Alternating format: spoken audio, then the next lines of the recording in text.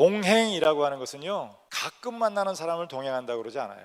동행한다는 것은 이따금씩 필요할 때 만나는 관계는 동행이 아닙니다. 제가 생각하기에 친구의 기준은 아무 이유 없이 만나는 사람이에요. 아무 목적 없이 전화할 수 있는 사람, 그게 친구예요. 저기 서울의 꽃제교회 목사가 저라고 아주 친한 친구인데 전화해서 그러더라고요. 야, 우리 이제 결별해야 되겠다. 왜 그러냐 그랬더니 한 달 동안 통화도 안 하고 만나지도 않는 게 무슨 친구냐. 동행이라고 하는 것은 순간적인 만남이 아니라 계속 지속적인 만남을 하는 사람입니다. 제일 좋은 예는 부부인 것 같아요. 부부는 평생 동행합니다. 죽을 때까지 동행해요. 함께 살아가는 것이죠. 가끔 썬데이 크리스찬이라는 얘기가 있는데 참 부끄러운 얘기예요. 주일날 하루만 크리스찬이에요. 심지어는 주일날도 1시간만 주일이에요. 주일날 예배드리는 1시간만 주일입니다.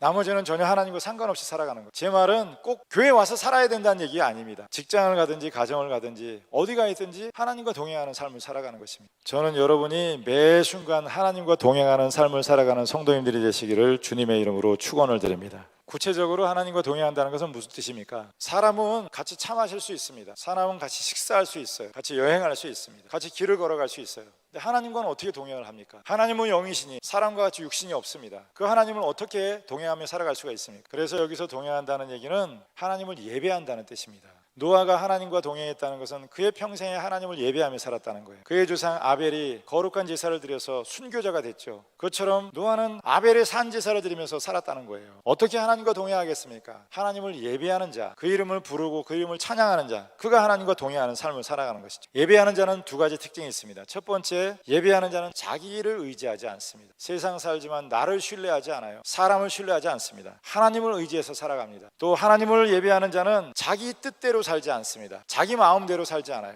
이제 문제는 이게 다 자기 마음대로 사는 게 문제예요. 교회도 내 마음 내키면 가고 내 마음 안 내키면 안 가고, 하나님도 마음 내키면 믿고 마음 안 내키면 안 믿고, 그런 건 동행이 아니죠. 먹고 싶은 거 먹고 살고 싶은 대로 살고 가고 싶은 대로 가고, 그게 바로 죄라는 거예요. 내가 하고 싶은 대로 하는 거, 가고 싶은 대로, 먹고 싶은 대로, 살고 싶은 대로 사는 게 죄라는 거예요. 그런데 하나님과 동행하는 사람은 늘 하나님을 의식하고 살아갑니다. 그 뜻을 생각하고 살아가기 때문에 죄를 짓기가 어렵습니다. 여러분이 깨닫는다면 지금 예배드리는 이 자리에 있다는 게 얼마나 축복인지 몰라요. 믿으시면 아멘 하시기 바랍니다. 교회에 와 있기 때문에 죄를 덜 짓습니다. 아무리 죄인이라 그래도 예배 시간엔 죄를 안 져요. 아무리 약한 사람도 이 시간만큼은 선한 생각을 합니다. 아무리 미워하는 사람도 이 시간에는 남 미워하지 않아요. 이 시간은 용서를 생각합니다. 여기 아직도 담배를 못 끊는 인간들이 있을 거예요. 그래도 교회에 오면 담배 안 피워요. 만나교회는 담배 피우는 분들을 위해서 이렇게 스모킹 룸을 만들어 놨대요. 아니 뭐 교회 와서까지 담배를 피라고. 어차피 밖에서 피는데 필 놈은 알아서 다 피고 다닙니다. 뭘 교회 와서까지 피라고 그걸 만들어줘요. 그래서 여기 와 있는 동안이라도 안 피면 건강에도 좋잖아요.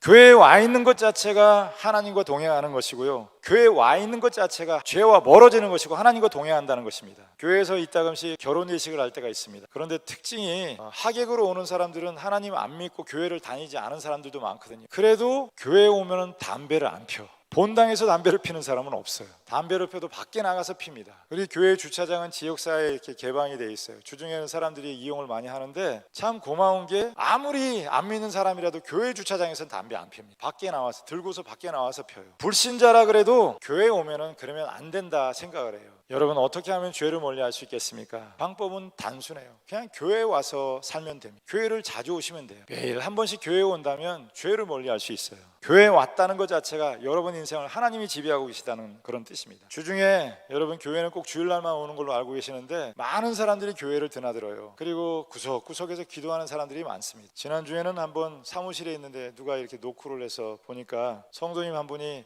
기도를 하다가 방을 찾아왔어요. 그래서 어떻게 무슨 일이시냐, 제가 너무 마음이 힘든 일이 있다, 좀 기도해 달라고 왔대요. 들어오시라 했더니 의자에 앉으시라고 보내도 의자에 안 앉고 그 시멘트인데 바닥에 주저앉아서 기도를 해달래요. 같이 기도를 하는데 눈물을 많이 흘리셔요. 그리고 일어나서 나가는데 너무 마음이 홀가분해졌다고, 은혜를 입었다고, 감사하다고 그러고 돌아갔어요.